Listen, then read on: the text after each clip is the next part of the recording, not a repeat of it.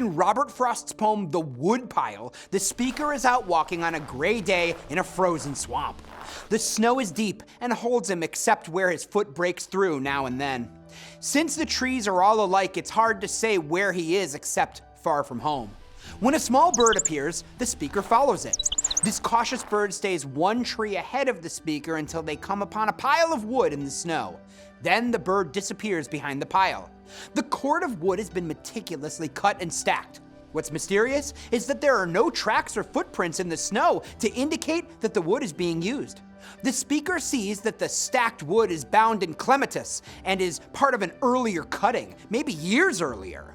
He wonders how a woodsman working so carefully could leave his handiwork behind. The woodpile is useless except in the speaker's ironic version. The wood is good only to warm the frozen swamp as best it could with the slow, smokeless burning of decay. The woodpile appeared in north of Boston in 1914. In it, there is a sense of menace at the beginning of the walk, a menace that deepens with the possibility that the walker could get lost because the trees look too much alike to mark or name a place by.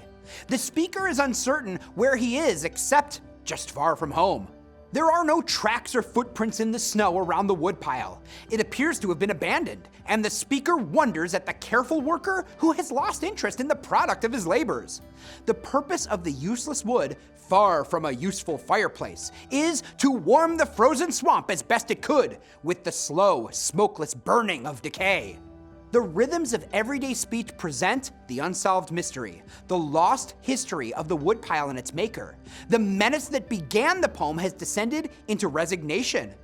The woodpile suggests the mystery of ancient ruins on earlier landscapes, signs of civilizations past. It becomes a historical artifact, a time-worn reminder of human enterprise and ingenuity.